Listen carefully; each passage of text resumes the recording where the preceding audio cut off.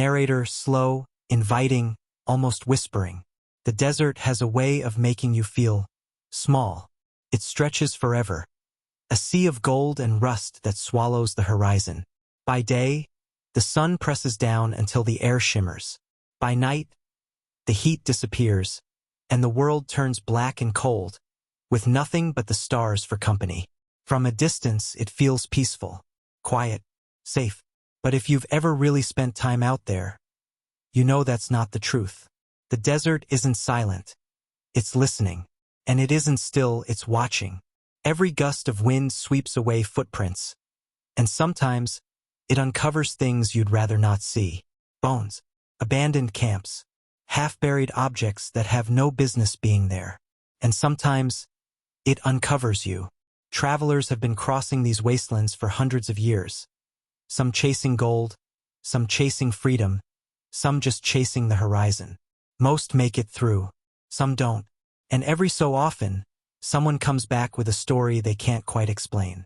The kind of story they swear is true. The kind they tell once in a low voice and then stop because even talking about it makes them feel like they're back there again. Because the desert isn't empty. It's alive. And it remembers.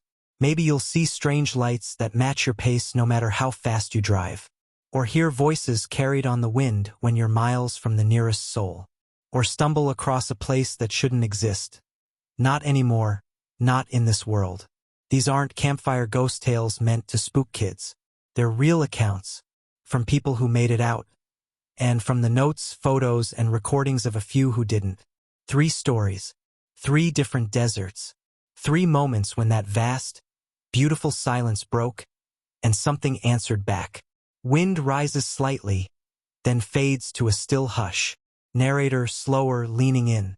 And if you've ever wondered what's really out there in the emptiest places on Earth, well, you're about to find out. Narrator gentle, setting the scene. It was the spring of 2018 when 29-year-old Aaron Blake decided to disappear for a while, not from life, but into it. Aaron wasn't new to the outdoors. He'd tackled the snow-dusted trails of the Rockies, felt the damp moss underfoot in the Cascades, even sweated his way through long stretches of the Appalachian Trail. But the desert was something else. He wanted quiet. Not the kind you get in a park where you can still hear distant traffic or the clink of a coffee cup from a nearby cafe. Real quiet. No trails. No strangers. Just him, his pack, and miles of open Mojave wilderness. Before leaving, Aaron posted his route on Instagram. A neat, careful line across a section of desert so remote it barely looked real on the map. He said he'd be gone 4 days, ending at an old mining road where a friend would pick him up. The first day went just the way he'd hoped. His posts were full of blue sky and blinding sunlight, a blood-orange sunset spilling across the sand. In one video, a lizard darts past his boots and he laughs, captioning it, "No better therapy than silence." But on the second day, the tone shifted. Aaron's sister would later show reporters his travel journal. Around noon that day, he'd spotted a figure in the distance. At first, it wasn't alarming. Hikers cross paths sometimes, even out there. But the way he described it, this person wasn't moving. They stood on a ridge, perfectly still, framed by the shimmering heat. He waved. Nothing. When he looked again a minute later, gone. That night, Aaron set up camp early in a shallow dip between dunes, shielding himself from the wind. He drifted off easily enough. But when he woke the next morning, something was wrong. His water bottles were out of his pack. One had a small puncture, like something thin and sharp had stabbed through the plastic. A few items of gear were shifted, sitting in the sand several feet away. And his compass, the one he kept tucked in an inner pocket, was now lying on top of his tent. At first, he told himself maybe he'd been careless in the dark. Maybe the wind had rolled things around. But then he saw the footprints. Fresh, edges sharp in the morning light. Barefoot. They circled his tent twice, then led off into the dunes. After about 30 feet, they simply stopped. No gradual fading. No blending into the surrounding sand. Just gone, like someone had stepped out of the world entirely. The rest of that day, Aaron kept scanning the horizon. And in the late afternoon, there it was again. that figure. Far away, distorted in the heat shimmer. Just a smudge of dark against endless gold. By evening, the wind had picked up, and with it came a sound, faint at first, then unmistakable. Whistling. Slow, deliberate, like someone trying to draw him closer. He called out. His voice carried, but no one answered. That night, the whistling didn't stop. Sometimes it sounded far away, sometimes so close he thought he could feel it in his chest.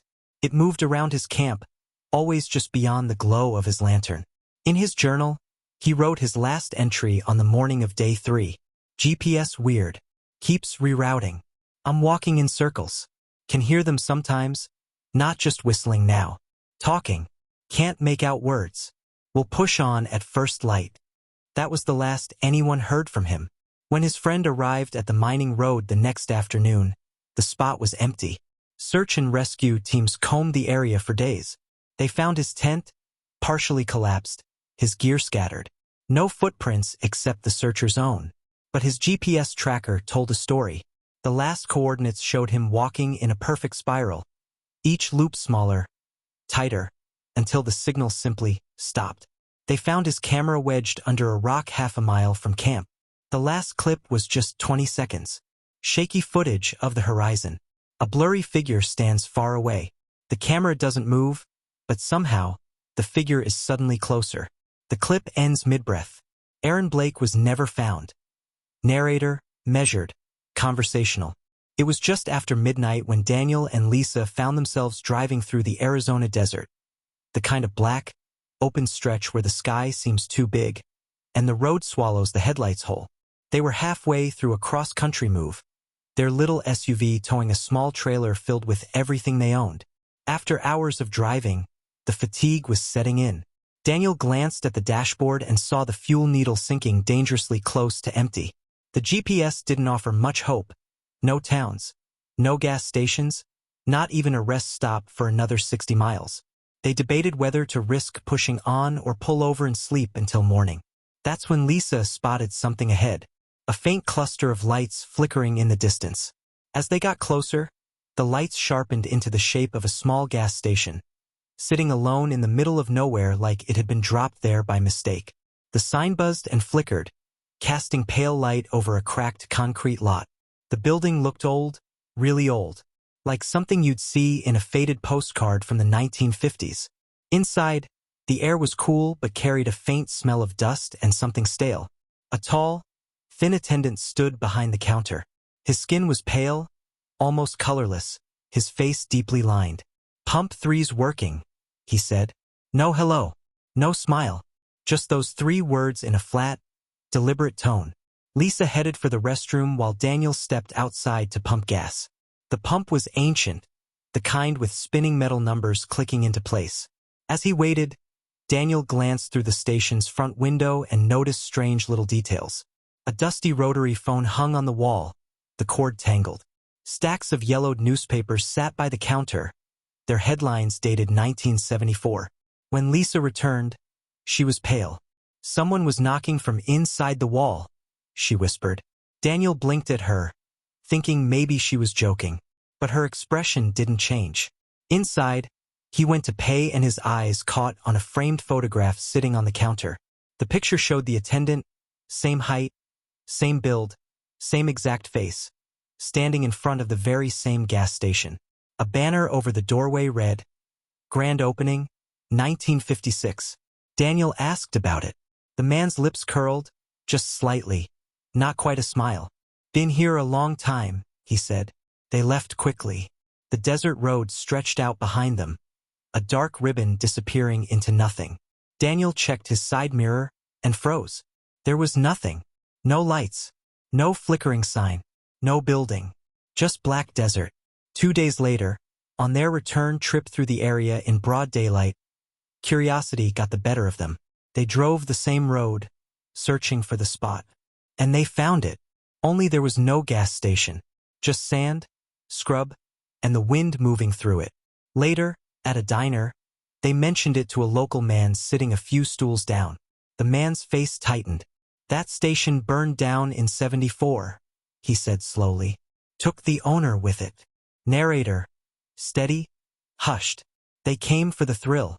5 friends, all off-road junkies, hauling ATVs out to the Nevada desert for a weekend of roaring engines and star-filled nights. The dune fields stretched for miles, soft, endless waves of pale sand. No roads, no lights, just the wind carving the landscape in slow, silent motion. The first day was perfect. They raced until sunset, set up camp near the base of a massive dune, and ate dinner under a sky so full of stars it barely looked real. That night, long after the others had fallen asleep, Sarah woke up.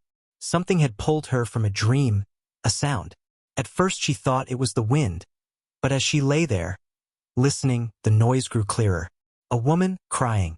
It wasn't faint anymore.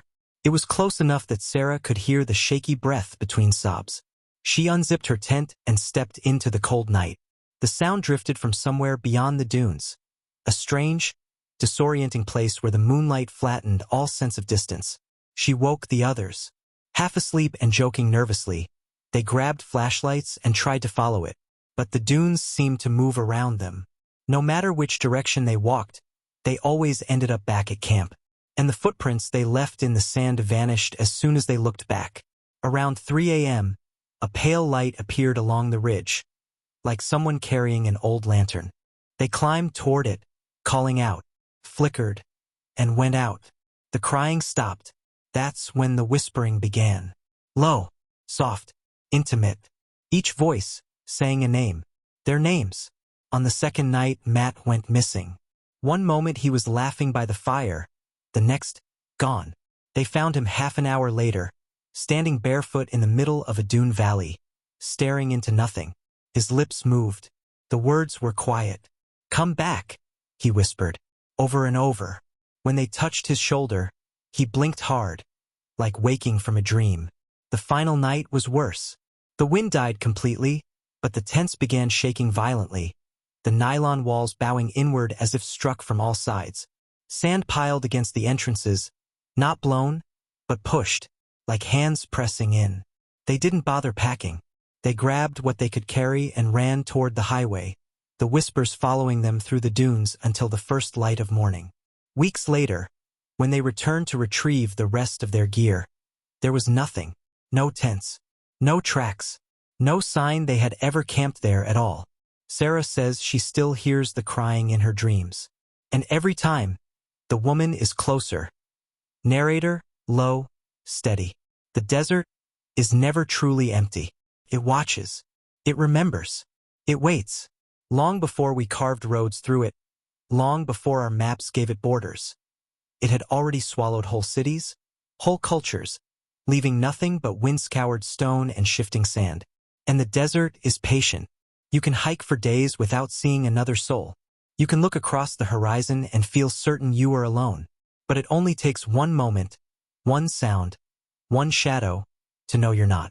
Isolation is supposed to be in your head, your mind playing tricks on you. That's what we tell ourselves, until the tricks keep happening when you're wide awake. A figure that follows you for miles, even when the footprints vanish.